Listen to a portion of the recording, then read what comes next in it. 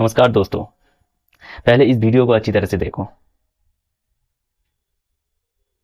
अच्छी तरह से देखना, इसमें समझने की बात है। अमित शाह के चैलेंज करबो भाई ये वीडियो ये कह रहा है कि बंगाल चुनाव कंप्लीट होने के पहले की है, जब इलेक्शन चल रहा था तब की बात है, जो अमित शाह जी को धमकियां दे रहे थे एक सिटिंग एमपी होकर। अब इस वीडियो को देखो, अच्छी तरह से देखना, मजा आएगा। अंडे मार रहे और उसका शर्ट भी तोड़फोड़ किया, खींच रहा है।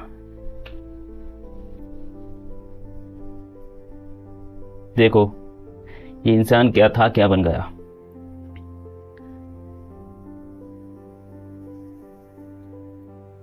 वो लोगों ने चप्पल से मारे, हाथ पकड़कर खींचा, अंडे फोड़े उसके सिर पर।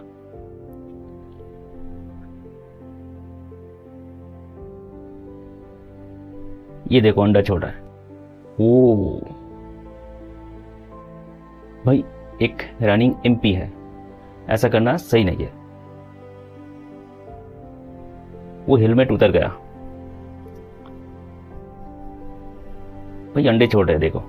ओ पूरा कमीज, हाथ पकड़कर।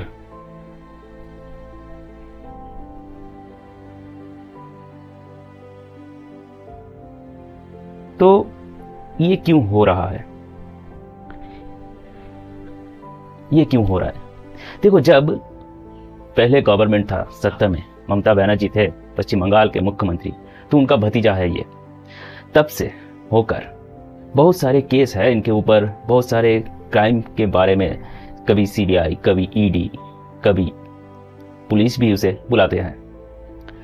और एक समय न्यूज़ में आया था कि उनका वाइफ भी कहीं ना कहीं ऐसे पकड़े गए थे सोना एयरपोर्ट से लाने में।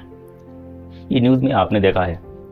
अब ऐसे एमपी अगर ऐसे बयानबाजी करे तो कहीं ना कहीं ऐसा लगता है कि जनता अच्छी तरह से नहीं लिया। जनता के दिल में कहीं ना कहीं खौफ था। पहले तो डर था, जब डायमंड हार्बर में उनका एमपी सीट है, वहीं पर ही काम करता है और वहीं पर 7.5 लाख वोट से जीता था। आप समझो, एक इलेक्शन में शायद बंगाल का सबसे ज़्यादा वोट लेकर जीतने वाला यही है। अब कैसे हुआ, क्यों हुआ, ये भी एक राज है। कहीं कहीं ये भी सुनाई देता है कि ये बंदा रैगिंग किया, वोट लूट किया, विरोधियों को वोट देने नहीं दिया, ऐसे एक मनमानी चलता था। और जब सत्ता पलट गया 2026 में 9 मई को, जब नया गवर्नमेंट बना, तब जनता खुश हुए। और जनता ये पिछले 15 साल का जो भी दर्द झेला है उसका ही ये रिएक्शन है शायद। तो बात है कि जैसा करनी वैसा भरनी। अब ये जो सीटिंग एमपी है, इसे ऐसे एक सिक्योरिटी देना चाहिए, क्योंकि अगर उन्हें कुछ हो जाए तो ये जनता के लिए अच्छा नहीं होगा। और जितने भी लोग उसे डिस्टर्ब किया, अंडे छोड़े, पकड़ भी लिया गया। तो अब जो रूलिंग गवर्नमेंट चल रहा है शुभेंदु अधिकारी के नेतृत्व में, तो ये लॉ एंड ऑर्डर को मेंटेन करने के लिए बहुत बढ़िया काम कर रहा है। जो ऐसे क्राइम किया है उसे पकड़ लिया गया, कई सारे 9 आदमी को पकड़ लिया गया है। अब बात है, जब तुम एक राज्य के सीएम थे, ममता बनर्जी उसका भतीजा है उनका, तो उन्होंने क्या काम किया? लोगों के घर में घुसकर मारने वाला बयान भी आया था। अब ऐसे एक सिटिंग एमपी होकर बयानबाजी करना नहीं चाहिए।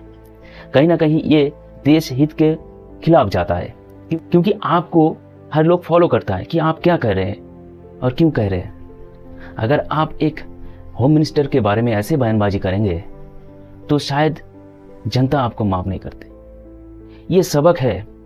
जब बंगाल में टीएमसी का गवर्नमेंट था, यानी ये ममता बनर्जी का और उसका भतीजा, लोग उसे क्या कहते हैं, इसके पीछे कितना काफिला जाता था जानते हो? ये सिर्फ एक नॉर्मल एमपी था, सामने 10 पीछे 10 काफिला लेकर घूमने वाला ये इंसान अब अकेला हो गया। इसके पीछे वो काफिला नहीं, पुलिस सिक्योरिटी जो एमपी होने के नाते दिया जाता है वही है, और जनता अपने हिसाब ले रहा है। लेकिन ये ठीक नहीं है। जनता को सोचना पड़ेगा कि सत्ता में जब जो भी आए उसे अच्छी तरह से काम कराना चाहिए। कैसे करना चाहिए, अगर नहीं करे तो उसे तुरंत सत्ता से हटा देना चाहिए। तो यही बात समझने में इसे 15 साल लग गए। इतना खौफ बंगाल में था कि अब लोग डायरेक्ट बात कर रहे हैं। भाई ये जो अभिषेक बनर्जी है, इसके आसपास मंडराने की कोई किसी की हिम्मत नहीं थी। इसके घर के आसपास 600-500 पुलिस कर्मचारी रहते थे उसे सिक्योरिटी देने के लिए। भाई ऐसे तो हमारे प्रधानमंत्री का भी नहीं है और जो सीएम थे उसका भी नहीं था। लेकिन आपका ये रुतबा कैसे? आपको लोगों ने चुना है एक एमपी के तौर पर, आपके पार्टी को गवर्नमेंट चलाने की जिम्मेदारी दी है। ये आपका कोई भी पर्सनल प्रॉपर्टी नहीं है। फिर भी जब इसे एक पर्सनल प्रॉपर्टी समझकर लोगों पर टॉर्चर करते हो, अत्याचार करते हो, क्राइम करते हो, तो जब सत्ता चले जाता है तब ऐसे ही दृश्य देखने को मिलता है। क्या कहीं ये एक सबक नहीं है? तो हर किसी एमपी हो, एमएलए हो, जो भी हो, पॉलिटिकल लीडर हो, सबको ये समझना चाहिए भाई अच्छा काम करो तो अच्छा गुणगान होता है। लोग आपको रिस्पेक्ट करेंगे, आपको आपकी बात को मानेंगे। लेकिन जब आप सत्ता पर हो तब तो शायद लोग कुछ नहीं करेंगे। दिन सबका एक समय नहीं जाता, परिवर्तन जरूर होता है। पहले पिछले कई वर्षों तक आपका जो रुतबा था वो कहाँ गया? अब मिट्टी में धूल चट रहा है। तो ये क्या सही है? देखो, पॉलिटिकल लीडर होने से ही काम नहीं होता है। कभी कभी इंसानियत के तौर से भी इंसान के तरह सोचना चाहिए। आम जनता आपको चुनकर लाया है और आप क्या काम कर रहे हो? स्मगलिंग, कितने लोग मारा गए। जो अपोजिशन लीडर थे उनके 331 लोग मारे गए। ये कहीं ना कहीं ये मैसेज देता है कि जो सरकार पिछले था वो कहीं ना कहीं इनकॉम्पिटेंट था।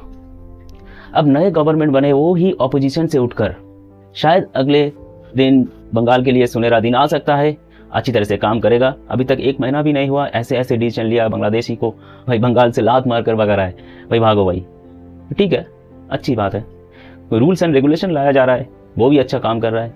पुलिस भी अच्छी तरह से काम कर रहा है। जब पिछले गवर्नमेंट के समय पुलिस काम नहीं कर पाते थे। ऑपोजिशन होने का क्या दर्द है और कैसे झेलना पड़ता है, अब शायद अभिषेक बैनर्जी समझ पाएगा। पार्टी के वर्कर मारे गए थे, उसके घर में गए थे, लेकिन बात और कुछ भी है। आप गए थे, सही है, ठीक है, कोई दिक्कत नहीं। लेकिन पिछले जब आप सत्ता में थे तब तो कई सारे लोग मारे गए थे। जैसे आरजीकर मामला में एक डॉक्टर की मौत हो गई थी, उनके घर में क्यों नहीं गए थे? ये सवाल लोग कर रहे हैं, जनता कर रही है। क्योंकि आप अगर निष्पक्ष हो तो आपको सबको अच्छी तरह से ख्याल करना चाहिए। अब देखो, ये जो अंडे छोड़े गए, ये जो हादसा हुआ है, इसके पीछे कोई अन्य कारण है।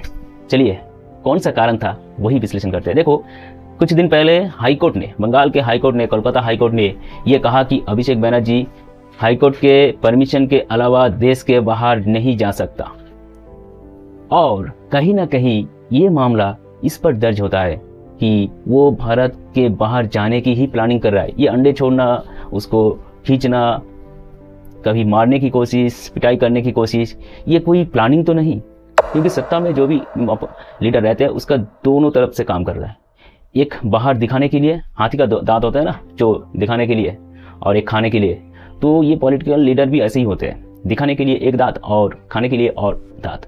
तो कहीं ना कहीं ये लगता है कि अब ये हॉस्पिटल गए, हॉस्पिटल में एडमिट हुआ, ठीक है, डॉक्टर ने कहा उतना ज़्यादा तो चोट नहीं।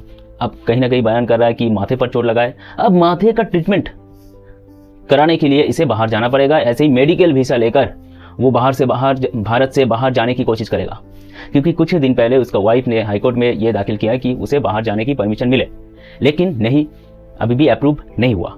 और हाईकोर्ट ने तो पहले ही कह दिया कि अभिषेक बैनर्जी को अगर बाहर जाना है तो हाईकोर्ट से परमिशन लेना पड़ेगा।